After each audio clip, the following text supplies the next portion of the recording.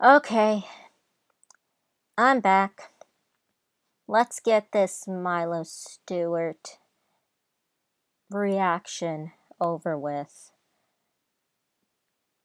This was put up last month by Milo Stewart, and apparently it's about trans memes. I didn't know that memes had a gender, but okay. Take it away, Milo. I was walking past a cemetery the other day, and I saw some people standing around a grave in the cemetery. It didn't look like a funeral, so I decided to go into the cemetery and Great way to start your video, Milo. Top notch. Start talking. Have the first sentence you're talking about be about a gravesite, a cemetery. That's just. I think I even know where this is going, but let's find out. check out what they were doing. I walk over to this grave, and the person who seems to be leading this little gathering tells me, "Excuse me, young man, you need to stand back. We are digging up a coffin here." And I responded, "Excuse me? Did you just exhume my gender? Hey, if you're going..." Exhume my gender. Oh, it's worse than I thought. It's worse than I thought. Milo.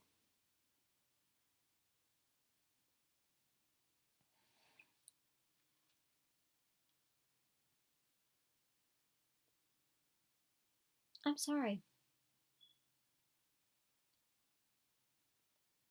But you must have been dressed very masculine that day if they said, "Oh, I'm sorry, sir," or "I'm sorry." I can't remember the exact words you said, but if they assumed that you were a he. Isn't it better that they assume that you're a he than they assume you're a she? Can't you take that as maybe not a compliment, but I don't know, a sign that you're closer to an androgyny than you think? I mean, yeah, I get it. You feel like, oh, people should identify me the way that I want them to, but Milo, take it from a as you would call me, binary trans man. You have to have thick skin. If you are a part of a small percentage, people are gonna make mistakes. You just you I know you're gonna be like, my feelings, my this, my that. Milo, ever since I was in first grade, we were preached the sticks and stones may break my bones, but words will never hurt me. I don't remember when that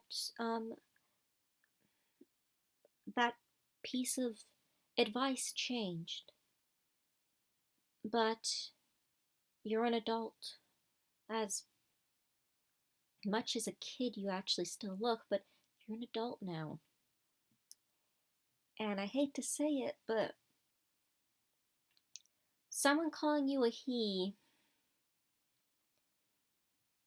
is the least of your worry. If that's your biggest worry, I envy you. I really do.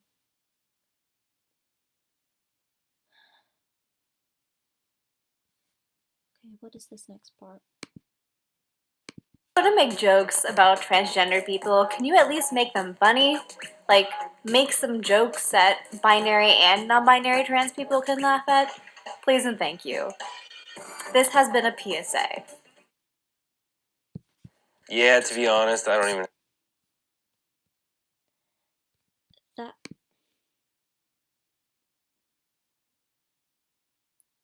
was stupid.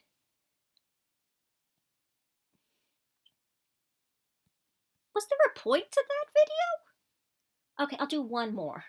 Maybe this one I can find a point to Milo. I don't know. I don't think I will, though. Come on, we have to get past have this an excuse, ad, man. I'm just gonna stay in. Hi, I've been feeling really inspired lately to put some pretty on my face in front of a camera 4 days and before the talk to last you one. about things. While I do that, that's what you're watching right now. I'm using my viewfinder and a small handheld mirror to do my makeup in this video, so that's how you know it's gonna look good. I mean, we're already off to a great start. So, transgender bathroom bills have been a really hot topic for a while, but they're just coming back. The reason why they've been a hot topic for so long is, I hate to say it, but it wasn't my generation, Milo.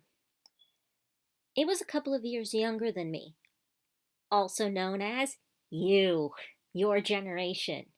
You're the ones who we're all there like, I have a right to walk into whatever bathroom I want, and you have to make a law. And once they made the law, and there started to be backlash and safety concerns for the trans community and LGBT community, and as you would say, cisgender community. As soon as that happened, you don't blame you don't blame you you don't blame you don't blame all the input you put into this. No, no, no. You blame transphobia. Milo, trans men used to go into the men's bathroom, and trans women used to go into the women's bathroom, and there wasn't an issue. Let me tell you a story, okay? Once upon a time, there was a kingdom, and in that kingdom, there were men and women. These two were the common folk. And every so often, there was a child that was born that was kind of somewhere in between the two. But it was so rare that they thought this child was special and needed to be the spiritual head of the community. And that's where we get spiritual teachers who are transgender. That is where the trans community got its start. And that trans individual went into the bathroom they preferred, because there was only one place you could go to the bathroom: in a bush. The end. So what I'm trying to get at here, Milo, is before the transgender bathroom bill, no one really cared who was in the bathroom. But as soon as the transgender bill came out, you better be, us trans individuals better be watching our backs in the bathroom, because we might get attacked. We might get harassed. We might get shoes thrown at us if we try and walk into the women's room, because they assume that we're a guy. A cis guy. But, okay, fine. Continue. Back into the news, because we can't seem to get rid of the transphobia, even though, you know, we repeat these conversations about how trans people aren't a danger to cis people in the bathroom, and no one's learning anything from these conversations, so we keep seeing bills pop up. Texas is trying to pass this Texas Privacy Act. I'm living in Texas right now, and it's only slightly terrifying. I had a dentist appointment this morning to get my teeth cleaned, and Milo, you can't just mention a act like Texas Privacy Act and not tell us what shit is about to go down. Because the way you said it, it just sounds like, oh, this act's coming out, and I went to my dentist.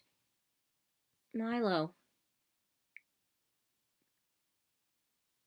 you're spending almost 7 minutes on this.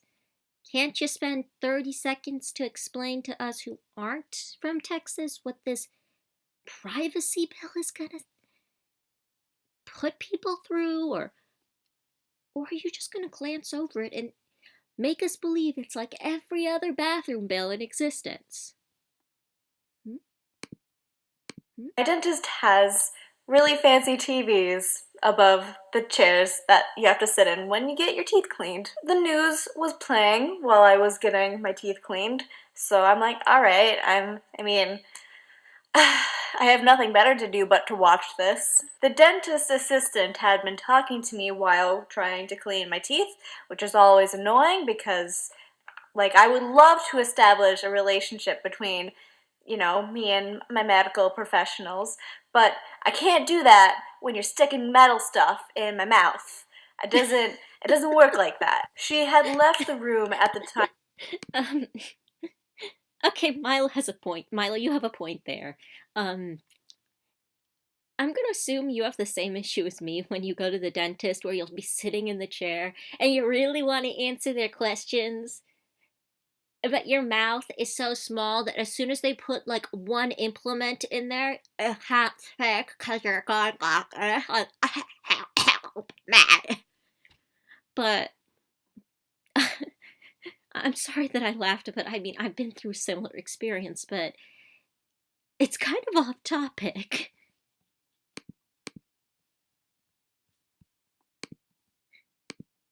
Time that the transgender bathroom bill story came on the news, so I was just praying to the Lord that she did not walk back in and try to start up a conversation with me about transgender rights, because that was not a conversation that I wanted to have when I had sharp objects in my mouth. I don't know why cisgender people have to be perpetually victimizing themselves over the existence of transgender people.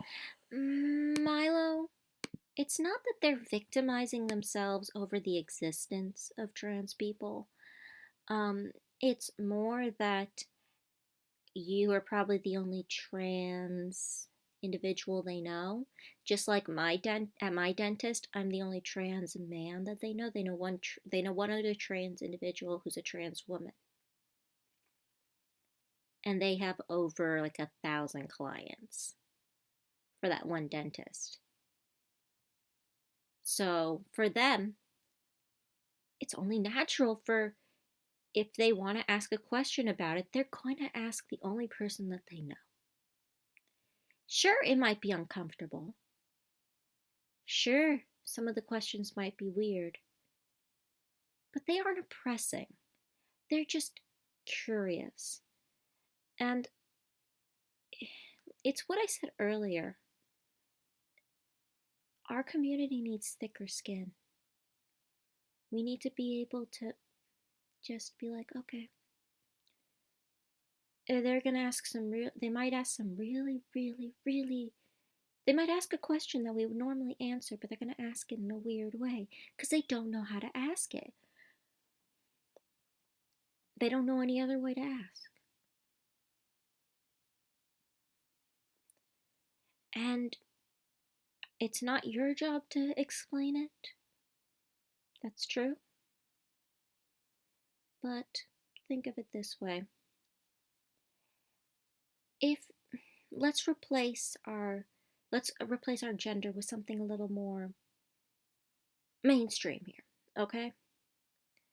Let's replace gender with an academic field. Let's say that you are curious about the functions of the human brain, and you are at your um and you have neurological issues like I do, and you're at your neurologist, and you're curious about brain structure. Why would you not ask that professional about the structure of a brain? It would be the best time to learn about it. Or let's say you're curious about the items they're sticking into your mouth during your dentist appointment. That's an opportune time to find out what they're sticking in your mouth, isn't it? I mean, it goes both ways. People are people, Milo. It doesn't have anything to do with gender. We're just a nosy species. And that's okay. Like, all I just want to do is pee. We just want to pee or poop or, whatever. Just use the bathroom for bathroom things. We don't. That's it. That's really it. Ooh, that's it.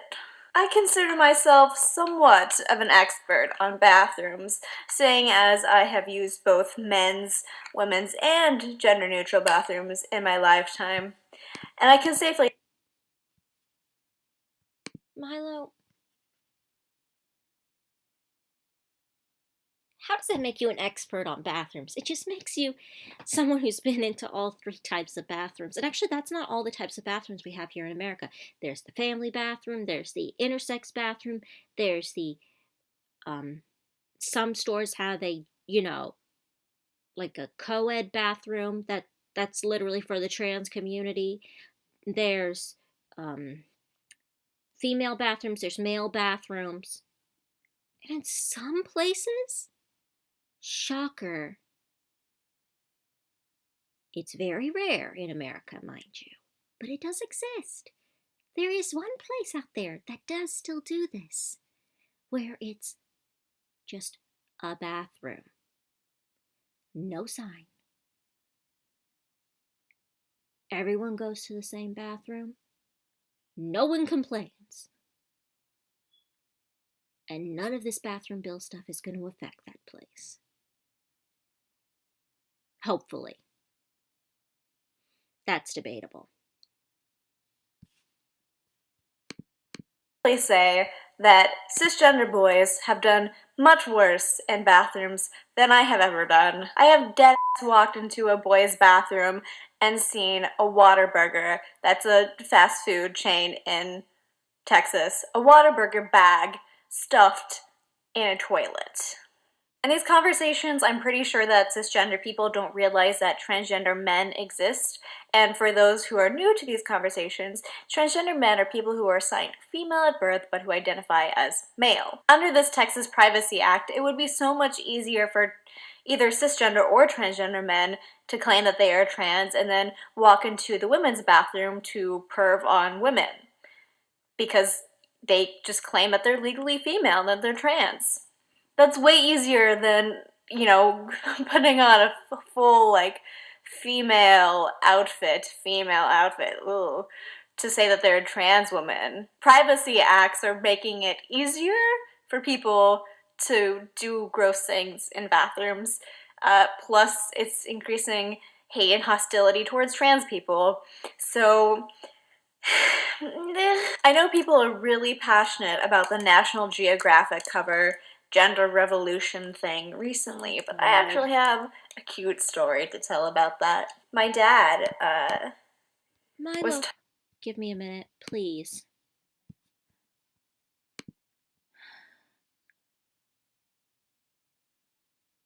Gender Revolution. That's the one. Oh god, that's the cover with the little kid on it. The girl. The young girl. Or trans girl. Oh boy. Let's hear your cute story, Milo. Talking up something he wanted to tell us at dinner all day today. He was really excited about this, and he told me that I would be really excited about it, so that made me a little bit nervous. But he was really excited to tell us something at dinner. So, at dinner, I come out. My parents are drinking wine, which is very unusual for my parents. They're not big drinkers. And so we sit down, and my dad is gonna tell us the thing that he's excited about. And then he starts crying, and I hugged him, and it was emotional, and it was really sweet, because my dad isn't a super big person for showing his emotions, Most but guys aren't. yeah, it was cute and like sweet and sad. And then I saw he had some like magazines in front of him, so I was like, "Oh, is that the National Geographic?" And he was like, "Yeah." I know that there was a lot of controversy around the National No Geographic, some shit. of which I agree with the criticisms on the article, and some of the criticisms I don't particularly agree with.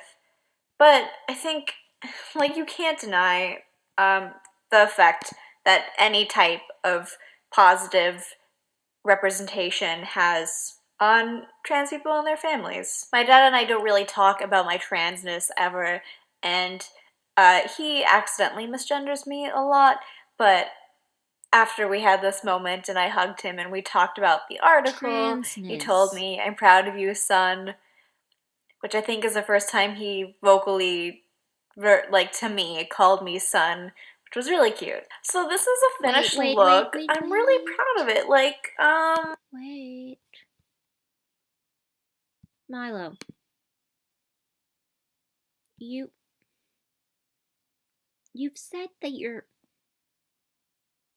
non-binary. You also say that you're a trans man. Which one? Pick.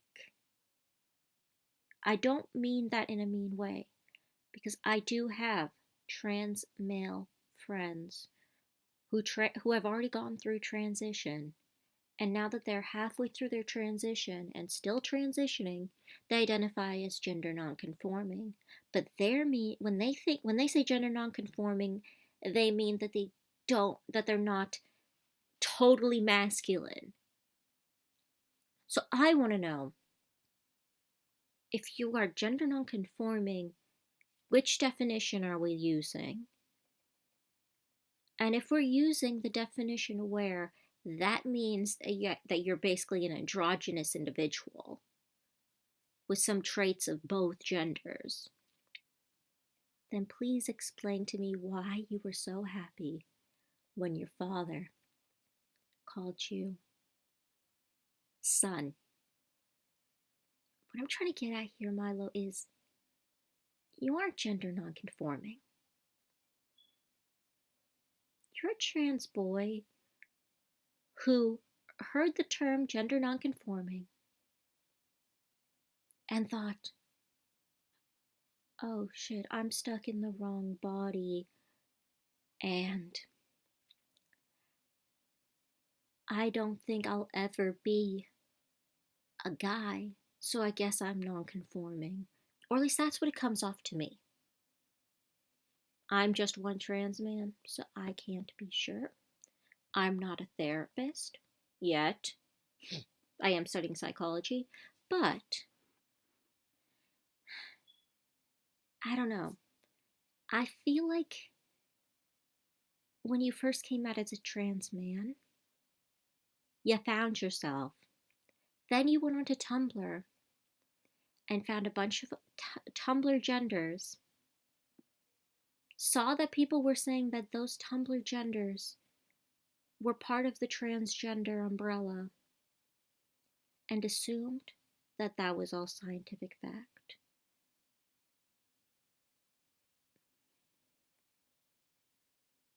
But then again, my theory falls apart as soon as I see a video with you wearing a skirt. I'm sorry. I I don't know what to say to you, because I know a lot of people don't see it in you, but I do. I see someone who is fighting against their mental gender, not their born gender, not their biological gender, but the gender up here. And the reason why I'm saying this is because I came out when I was 19, but before that, I knew something was different. I knew I wasn't a girl from as young as like 5. I just didn't know what that meant. I was just like, oh, I must be just a tomboy. Then I got to high school and I was like, no, I'm not a girl at all. But I denied it. And I hid it, and I hid it, and I stored it in the back of my head. You want to know how long that stayed there for? 5 more years. And when I finally came to the end of it at age 19, I realized that part of the anxiety, part of the depression that I have was coming from my body not matching the gender of my mind. It took a long time for me to accept myself, which is why I'm looking at you and I see a child. I see someone who hasn't figured out who they are and who got swayed onto something that's a fad instead of trying to figure out who they are. My best suggestion for you, when you go and talk to your gender therapist, talk to them about how you felt as a child. Talk to them about how excited you were, just like you mentioned here, when your father called you son. When your father who's struggling with your pronouns and gender change and your transition said, I love you, son.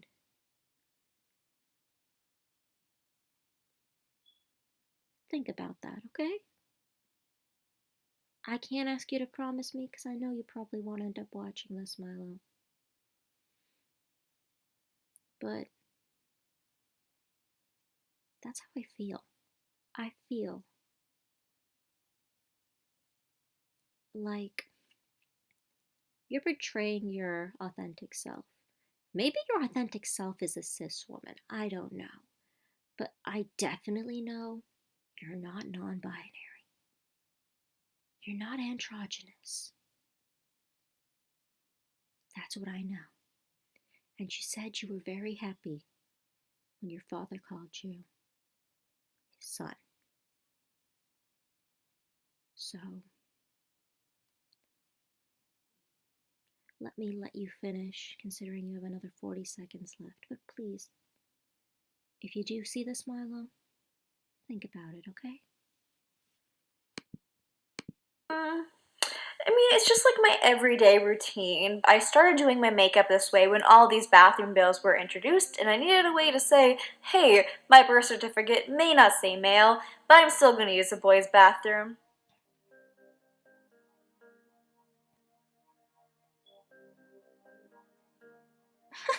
It's cute, but, Milo? I mean, I would confidently go into the boys' bathroom looking like this. I think it's a look. I blend in well with the cis. Thank you. Milo? And you wonder why we can't take you seriously. Milo, you're a walking target with that on your forehead. I'm not joking. Take it from a trans man that's older than you, okay? The best thing you can do if you need to use the men's bathroom and you're transgender is make yourself as invisible as possible. You want it so that when you walk in and go to the stall, get in the stall, come back out, wash your hands, and go out, that no one talks to you. And if someone looks in your direction, they generally just register male. What you're doing is drawing a lot of attention to yourself. And, Milo, don't do it. Just stop doing that. If not for the trans community, do it for your own safety, please.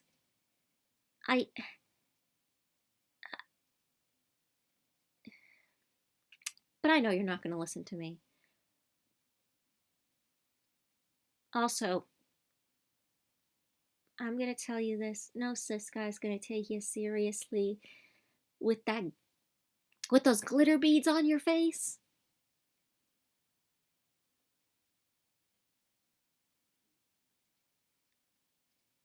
Actually, maybe they might.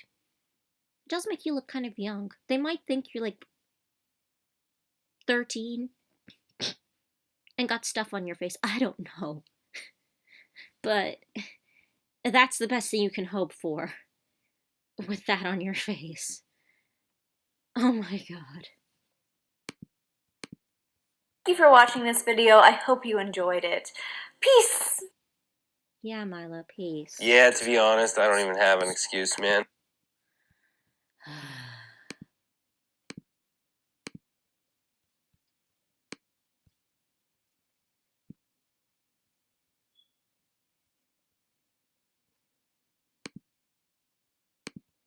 Okay, now where did this file go?